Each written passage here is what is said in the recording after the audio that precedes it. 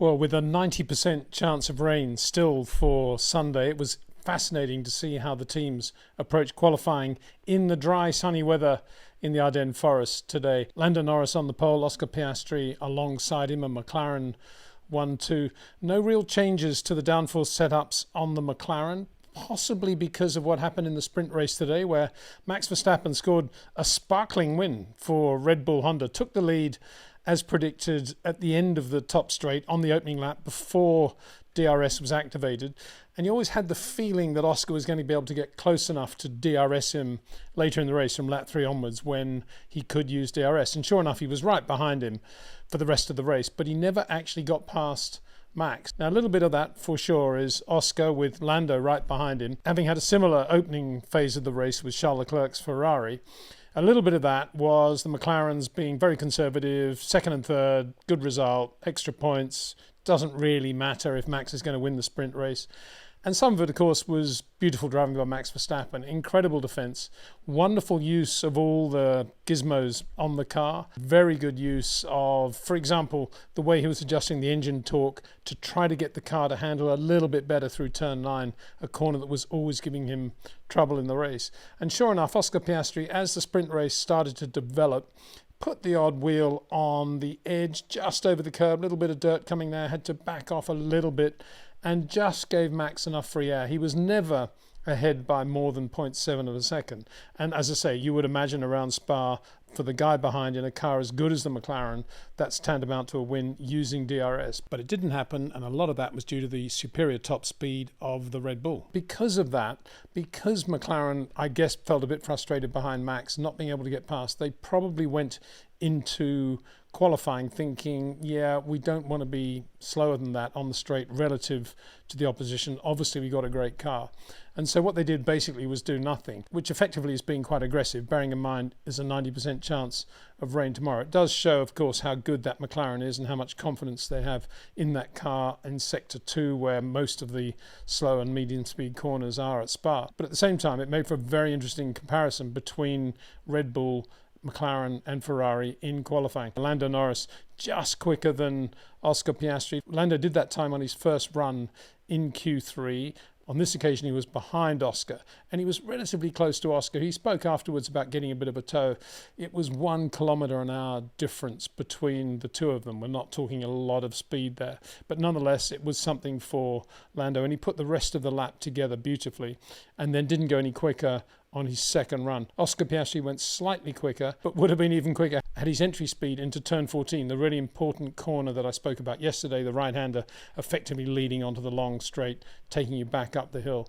His entry speed into that corner on his second run was 4 kilometres quicker than it had been on the previous run, and he had to come out of the throttle, had to do a bit of massaging of the car through there, and that's where he lost some potential time. So McLaren on the front row, but then Charles Leclerc, very good third for Ferrari, 1:40.900.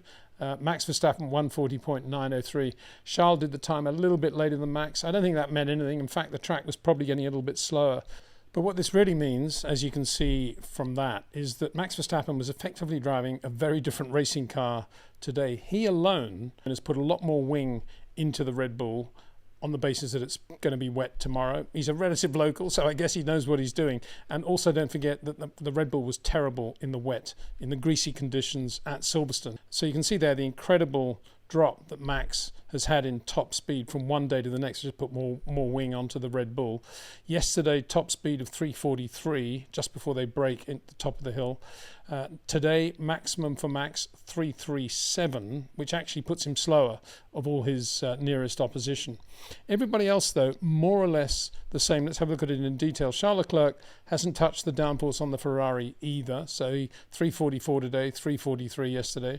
George Russell has got the Mercedes going a little bit better. On the soft tyre, it performs much better than it did on the medium yesterday, but it's still no easy task for the Mercedes drivers. Kimi Antonelli had again had a bad qualifying session.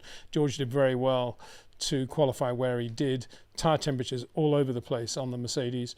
Anyway, top speed 343, pretty quick in a straight line relative to Charles Leclerc. So that's good from the point of view of being able to pass people, but it may not be good in terms of what George has to put up with in Sector 2 tomorrow with not much downforce in that car. Yesterday, 340. So if anything, they've taken wing out of the Mercedes. Alex Albon, really good job in the Williams Mercedes. Not a good day for Carlos Sainz in terms of qualifying, although he did have a very good sprint race, kept his grid position. Alex Albon today, 340, which puts him kind of where the McLarens are. Quite a lot of relative downforce on the Williams Mercedes, and yesterday about the same, 341. That actually is the time that Carlos Sainz did yesterday because Alex Albon wasn't quick. He had an engine problem in qualifying, so bear that in mind.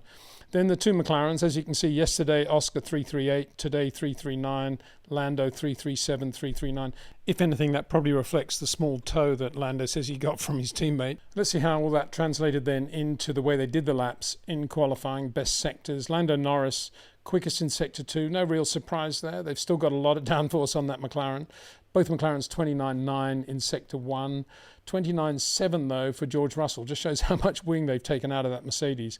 Max Verstappen though very slow now in Sector 1. Long time since we've seen that for Max in a Red Bull around Spa. Part of that is the amount of wing they're now running. Part of it is because he didn't get the tyres quite up to temperature in the way he had for his first run in Q3. He went in with the tyres a little bit cold. As he came out of La Source, he had a bit of a moment. Lovely slide, power slide as he came out, but it was slow, sadly. So that was a 30.0. 42.7 though in the middle sector for Max Verstappen on his quickest lap. That puts him in McLaren territory. Amazing to see that. McLaren have so much downforce. We know how much efficient downforce they've got. And here at Red Bull, not that far away in terms of top speed, and almost matching McLaren through the all-important Sector 2 in terms of grip and downforce around Spa. Max 42.7, Oscar Piastri 42.6, Lando 42.5. So that's very impressive. And as you can see there, George Russell, unbelievably slow in Sector 2, 43.4. Alex Albon the same in the 43s. Charles also struggling in Sector 2 because he's just not running enough downforce. But he is, however, very quick in a straight line. And then finally, Sector 3, again, George Russell, 27.8, really quick in the Mercedes, but not enough to make up for how much he lost in Sector 3.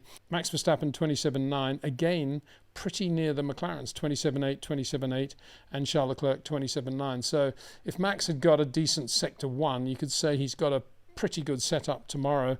With the amount of downforce he's now got in the Red Bull, he's sort of in McLaren territory, and that will be good if it's wet tomorrow. As I say, 90% chance of rain tomorrow, but you never really know going into the Belgian Grand Prix in the Ardennes Forest. Anything can happen with the weather. Now let's just go back and have a quick look at the lap time just to go through them. Lando Norris, Oscar Piastri, 1-2. Pouhon was the big thing, both in 8th gear on soft tyres in Q3 now, no doubt about that. But only two drivers absolutely flat through Pouhon. I don't think I've ever seen that. Absolutely flat in 8th gear, not lifting at all as they're going to Pouhon.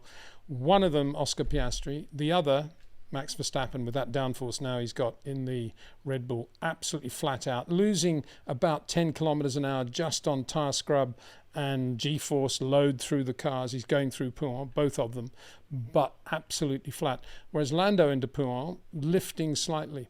Didn't cost him a lot of time, didn't cost him a lot of pace, obviously, but just gives him that confidence lift. Very Lando Norris. And when he did his quickest lap, going into 14, the corner where Oscar, on his second run, had that bit of a moment, went in too quickly. Lando's absolutely beautiful then, does one of those Lando things where he just comes out of the brakes and throttle and just lets the car settle, and then he's very early and beautifully on the power. And I think a lot of Lando's lap time came from what he was doing there in turn 14.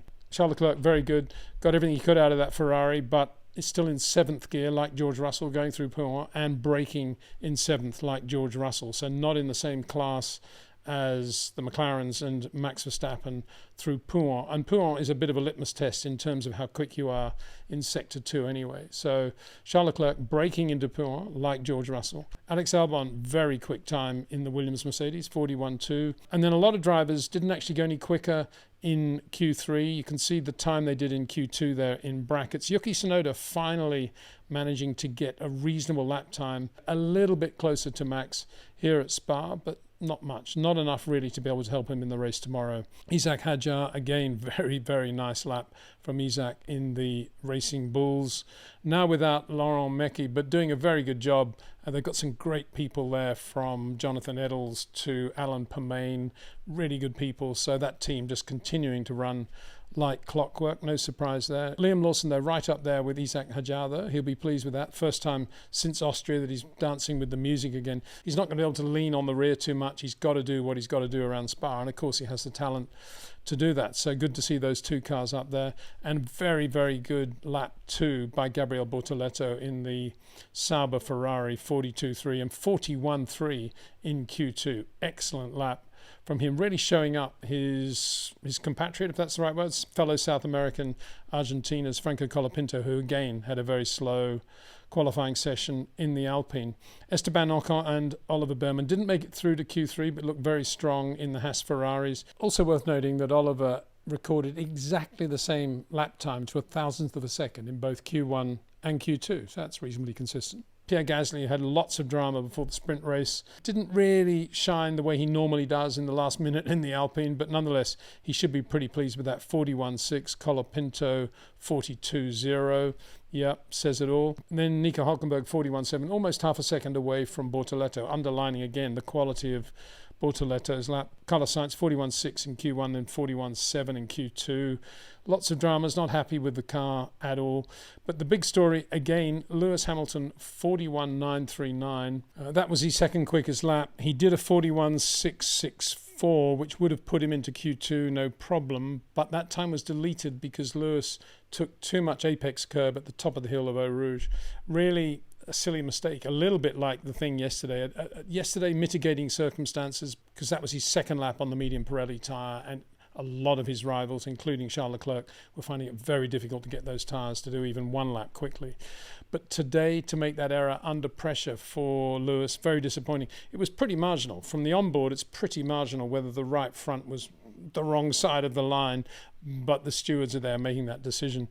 So for Lewis, another horrendous qualifying session, and he'll be starting way down the back with no chance of anything tomorrow, particularly if it's wet, really. I mean, if it's wet, the spray, the traffic, the standing water is going to be a nightmare down that part of the grid. Of course, anything can happen at Spa, and we've seen lots of big multi-car shunts at the first corner as well, lots of cars eliminated, but that's not to hope that any of that happens. But from Lewis Hamilton's point of view, if things happen normally and everybody makes a reasonable start and it's a clean start, very difficult for him to do anything now.